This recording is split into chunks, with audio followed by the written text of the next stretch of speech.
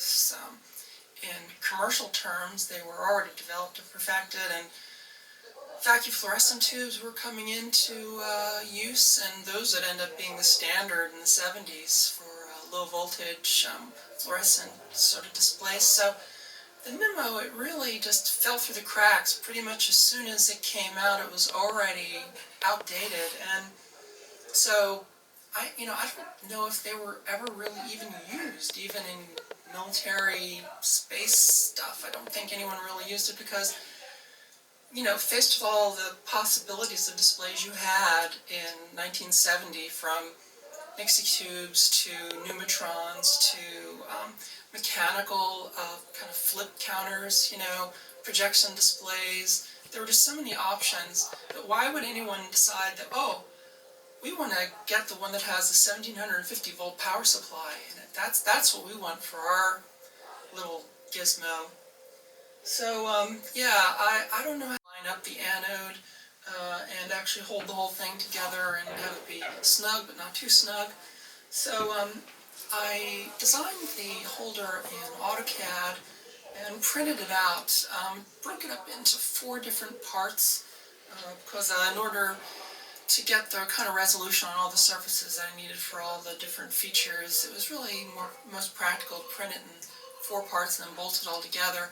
Because if you have any experience in 3D printing, you know that you really only have a reasonable guarantee of tolerances, the X and Y axis. The Z axis, it's not so accurate.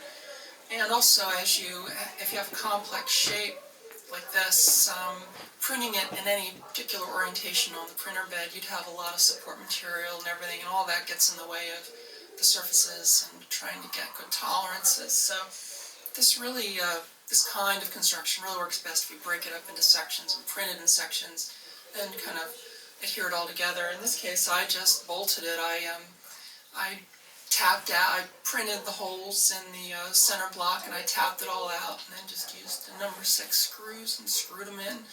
So worked out really well. The top piece, the anode cover, I added last because I designed it so that after I soldered the high voltage lead, that I had this shroud printed out of PLA that I just glued on with some gel cyanoacrylate glue. The reason being that you can get glues for acrylic that really weld PLA, but I wanted it to be possibly reversible. So with cyanoacrylate, it'll give a really good bond, but it is reversible. You could put a pair of pliers on there and snap it off if you really wanted to get at the anode again. So cyanoacrylate, the gel type has pretty good surface grip, so that's what I use for that. And the rest is, a lot of off-the-shelf stuff. I got an off-the-shelf 2000 volt adjustable DC-DC converter high voltage power supply, which worked out really well because in addition to having the high voltage output, I also have a shutdown feature where I can actually shut down the high voltage. And everything else is still running. The filaments are still on. It just shuts off the high voltage. I can turn it back on.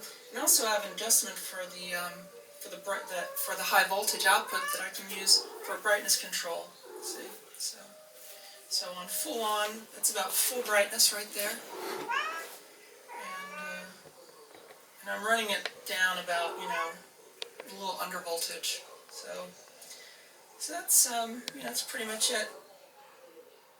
If you don't follow me on Twitter, I put a lot of the little teasers for this project on Twitter over the past couple of weeks for all the little components, putting it all together, and the final component actually is not even here yet. I ordered from a local plastic fabricator a heavy acrylic shroud that is going to go on top of here, and I've got some corner pieces and stuff that I already printed out, so when that shroud comes, I'm going to put the corner pieces and actually put the shroud on so I can actually put this whole setup on top of my television so I can watch the little numbers go around and around later. So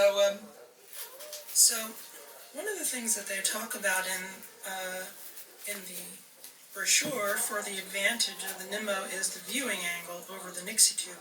Because of the Nixie, you know, you have all the different elements that are in the stack, and some of the ones in the back you really can't see from an oblique angle. So if you turn the tube sideways, you can see, yeah, it's got good side viewing. You can actually see the numbers at a fairly steep angle, even pretty much just like on the very edge. It's got that wraparound tube thing. So yeah, it's pretty good on the angle, but one of the problems that I've seen since I've fired this thing up is the great deal of reflectance, because there are so many different elements in the tube, especially in the front, because there's, you know, the thickness of the glass, and then there's a phosphor layer behind that, and so I did notice this reflectivity, or you can, if you're, you know, looking at the actual number, it's almost, you see a double image. It's not really a fact. It's not an artifact of the camera. I mean, I'm seeing it here too, and best as I can see is that the double image is caused by the refraction and reflection of the light inside the glass of the actual tube, because the tube glass on the end is pretty thick, I think, and so you're actually seeing the light bouncing, part of the light reflecting off the outer surface of the inside of the glass tube and then reflecting back onto the phosphor, sort of as a reflected, slightly refracted image, which sort of appears as a slightly larger, blurrier image of the number on top of the number. So, but yeah, it's very hard to photograph too, because the number is very bright and the tube is not. So if I turn it down, like, I'm going to really make it dim here. Yeah, doesn't really help with the view. For some reason, I'm not really picking up the color. I think it's because the color correction, because the lighting up here is kind of beigeish. But it is a bright phosphor green. It's not really blue like it's appearing in my monitor. Yeah, there you go. I'm really pleased it all came together. If you ever do run into a Nemo tube of any configuration, you should definitely snatch it up, because yeah, they are pretty amazing, forgotten pieces of technological history, no doubt about that. So anyway, let's go and look at the theory of operation for the Nemo. Okay, so this is a printout of that catalog that's available online, and you can Google it and find it yourself. This is the thing that really surprised me, is the catalog. It's dated 1969. It has the single digit, and then it also has this 6-digit and also a 4-digit version. And I think they even, I saw an example of even a 64-element version that they had made at least small runs of. But I've never seen these in operation. I've never seen, like, examples of these. So whether they actually made them, whether they were just prototyped and never really developed into actual products, I really don't know.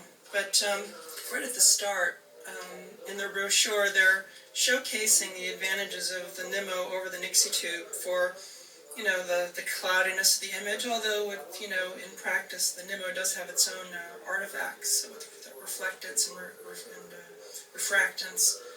Is that refractance? Is that a word? It should be, because there is reflectance, so I guess there should be refractance. I'll have to look it up. Maybe it's not grammatically correct, but, you know.